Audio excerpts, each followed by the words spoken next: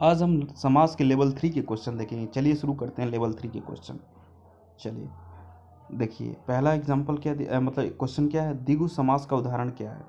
द्विगु मतलब पहला क्या होना चाहिए, ठीक है, संख्यावाचक होना चाहिए।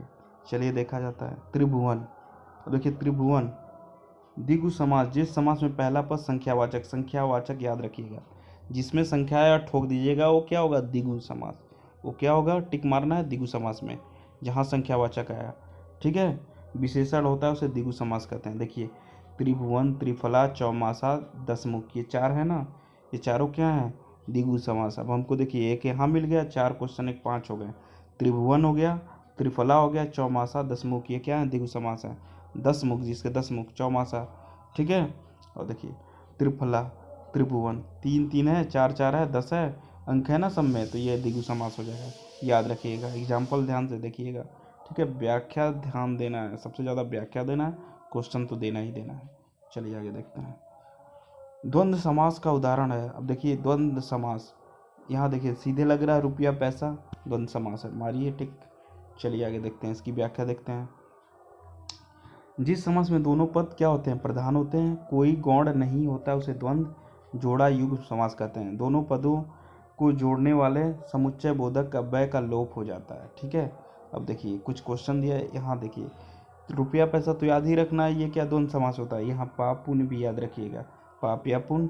आज कल याद रखिए, आज और कल, खरा खोटा, रात दिन, ठीक है। ये भी चार क्या हैं, ये भी चार क्या हैं, द्वंद्व समास है। और एक 5, यहाँ से 5 क्वेश्चन तैयार हो गया। चलिए आगे देखते हैं। अब भाई इस भाव समास का एक उदाहरण, यथाशक्ति का सही विग्रह क्या है, शक्ति के अनुसार, यथाशक्ति शक्ति के अनुसार, ठीक है।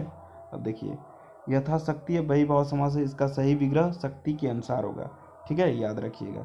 चलिए आगे चलते हैं। पाप पुण्य में कौन सा समास है, अभी बताए हैं पाप पुण्य, पीछे देखा गया ना व्याख्या, उसमें क्या था, द्वंद्व समास। चलिए वही फिर रिपीट किया है। जिस समास में दोनों पद प्रधान होते हैं, गौण नहीं होते हैं, द्वंद्व समास कहते हैं। दोनों पदों को जोड़ने वाले समुच्चय बोधक अव्यय का लोप होता है। जैसे देखिए पाप पुण्य, आजकल, खरा खोटा, रात दिन, ये सब क्या है, द्वंद्व समास है। चलिए आगे देखते हैं। लंबोदर में कौन सा है, लंबोदर याद रखिएगा बहुव्रीहि समास होता है। लंबोदर व्याख्या देखते हैं इसकी। लंबोदर लंबा है उदर जिसका, ठीक है, पद में बहुव्रीहि समास है, ठीक है। क्योंकि देखिए लंबोदर, इन दोनों से अर्थ नहीं निकल रहा है, सीधे तीसरा अर्थ लंबोदर, जिसका उदर, किसका उदर लंबा होता है, गणेश भगवान का, तो ये क्या हो जाएगा, बहुव्रीहि समास, ठीक है।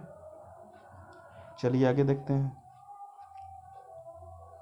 देश प्रेम में कौन सा समास है, ये तत्पुरुष समास होना चाहिए।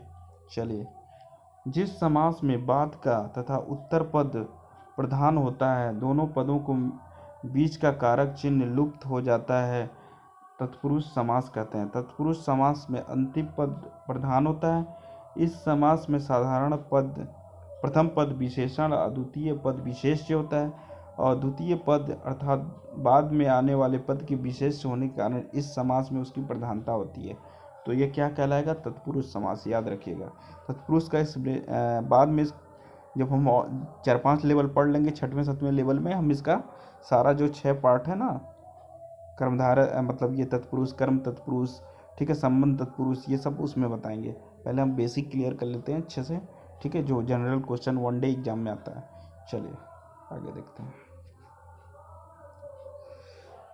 परमेश्वर में कौन सा समास है, देखिए परमेश्वर में कौन सा समास है, कर्मधारय समास है, ठीक है। देखिए कर्मधारय समास में समस्त पद का एक पद क्या होता है, गुणवाचक, ठीक है, याद रखिएगा। विशेषण और विशेष जहाँ आया, ठीक है, उपमा उपमेय जहाँ आया, वो कर्मधारय समास होगा, याद रखिएगा। परमानंद, नीलांबर, याद रखिएगा क्या है, कर्मधारय समास है। चलिए आगे देखते हैं। अनायास कौन सा है, देखिए ये नए समास होता है, ठीक है, नए तत्पुरुष समास नहीं है, ठीक है।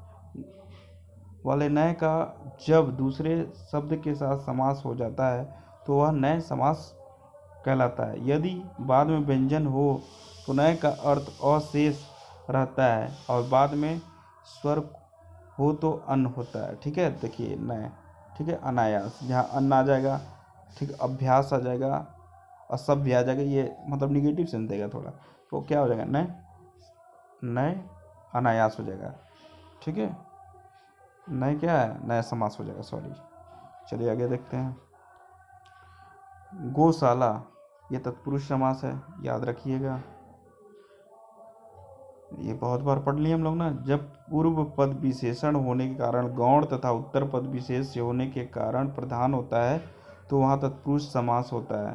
तत्पुरुष समास में सदैव पूर्व पद गौण तथा उत्तर पद प्रधान होता है। देशवासी, गुरु दक्षिणा, याद रखिए क्या है, देशवासी,